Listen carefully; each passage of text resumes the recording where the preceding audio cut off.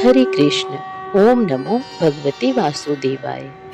प्रिय श्रोतागण, आज मैं लेकर आई हूँ अनंत चतुर्दशी की व्रत कथा, जो केवल एक व्रत नहीं बल्कि जीवन का रहस्य है। क्या आपने कभी अनुभव किया है कि मेहनत बहुत है लेकिन बरकत कम है? घर में सब कुछ है पर मन में शांति नहीं है।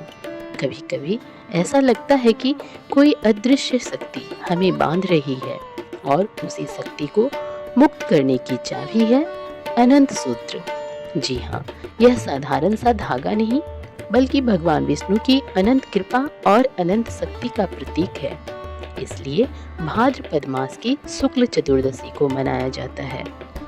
पावन पर्व अनंत चतुर्दशी। मान्यता है कि इस दिन जो भी भक्त सच्चे मन से व्रत रखकर अनंत सूत्र बांधता है, उसके जीवन से दरिद्रता और दुख मिट जाते हैं और अनंत सुख, समृद्धि और सौभाग्य का आगमन होता है।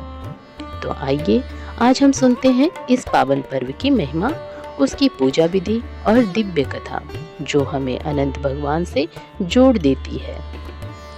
भाद्रपद मास के शुक्ल पक्ष की चतुर्दशी तिथि को भगवान विष्णु को समर्पित अनंत चतुर्दशी पर्व मनाया जाता है। अनंत चतुर्दशी त्योहार का हिंदू धर्म में बहुत ही विशेष महत्व है और इसे अनंत चौदस के नाम से भी जाना जाता है। इस दिन भगवान विष्णु की विधिवत पूजा की जाती है। भगवान विष्णु को 14 गांठ वाले अनंत डोर अर्पित किया जाता है। अनंत चतुर्दशी के दिन गणेश विसर्जन भी किया जाता है। आइए सर्वप्रथम पूजा विधि जानते हैं। प्रातः स्नान करके स्वच्छ वस्त्र धारण करें और व्रत का संकल्प लें।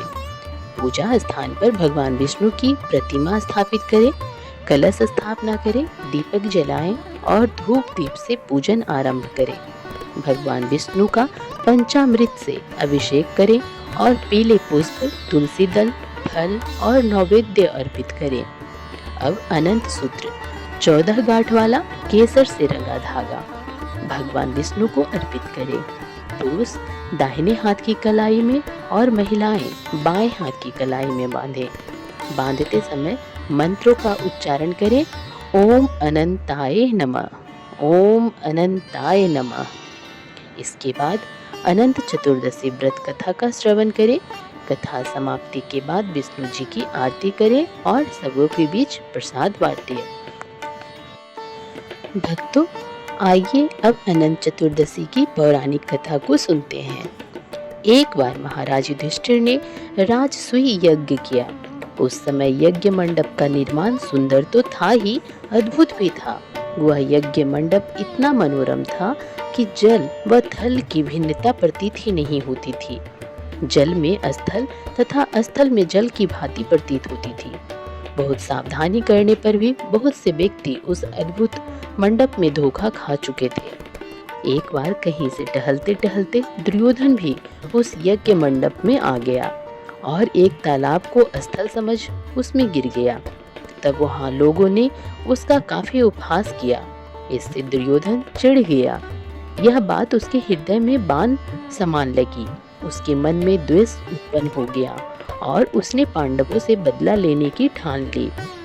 उसके मस्तिष्क में उस अपमान का बदला लेने के लिए विचार उपजने लगे। उसने बदला लेने के लिए पांडवों को द्रुत क्रीड़ा में हराकर उस अपमान का बदला लेने की सोची। उसने पांडवों को जुए में पराजित कर दिया। पराजित होने पर प्रतिज्ञा अनुसार पांडवों को 12 वर्ष के लिए वनवास भोगना पड़ा। वन में रहते हुए पांडव अनेक कष्ट सहते रहे। एक दिन भगवान कृष्ण जब मिलने आए तब युधिष्ठिर ने उनसे अपना दुख कहा और दुख दूर करने का उपाय पूछा।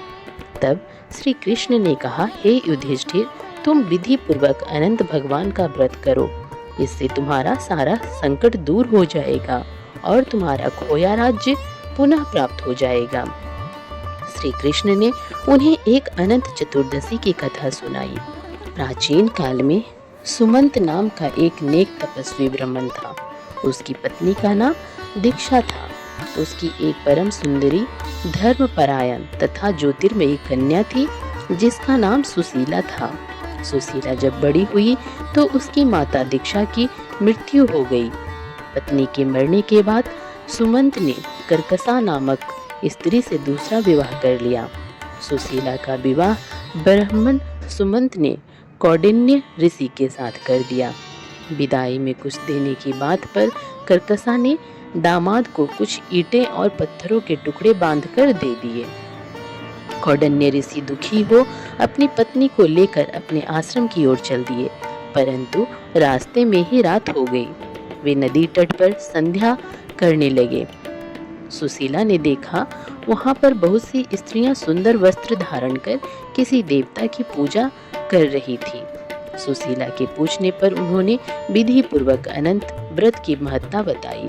सुशीला ने वहीं उस व्रत का अनुष्ठान किया और 14 गांठों वाला डोरा हाथ में बांधकर ऋषि कौंडिन्य के पास आ गई।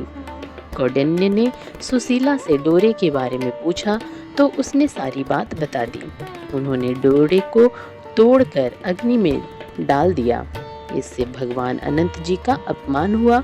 परिणामतः ऋषि कौंडिन्य दुखी रहने लगे। उनकी सारी संपत्ति नष्ट हो गई। इस दरिद्रता का उन्होंने अपनी पत्नी से कारण पूछा तो सुशीला ने अनंत भगवान का डोरा जलाने की बात कही। पश्चाताप करते हुए ऋषि कौंडिन्य अनंत डोरे की प्राप्ति के लिए वन में चले गए। वन में कई दिनों तक भटकते भटकते निराश होकर एक दिन भूमि पर गिर पड़े। तब अनंत भगवान प्रकट होकर बोले, हे कौंडिन्य, तुमने मेरा तिरस्कार किया था, उसी से तुम्हें इतना कष्ट भोगना पड़ा। तुम दुखी हुए, अब तुमने पश्चाताप किया है। मैं तुमसे प्रसन्न हूँ। अब तुम घर जाकर विधि पूर्वक अनंत व्रत करो। 14 वर्ष पर्यंत व्रत करने से तुम्हारा दुख दूर हो जाएगा। तुम धन्य धान्य से संपन्न हो जाओगे। कौंडिन्य ने वैसा ही किया और उन्हें सारे क्लेशों से मुक्ति मिल गई। श्री कृष्ण ने युधिष्ठिर को यह कथा सुनाते हुए कहा, हे धर्मराज, जो भी भक्त श्रद्धा और भक्ति से इस व्रत का पालन करता है वह जीवन भर सुखी और समृद्ध रहता है। उसके घर में कभी दरिद्रता का वास नहीं होता।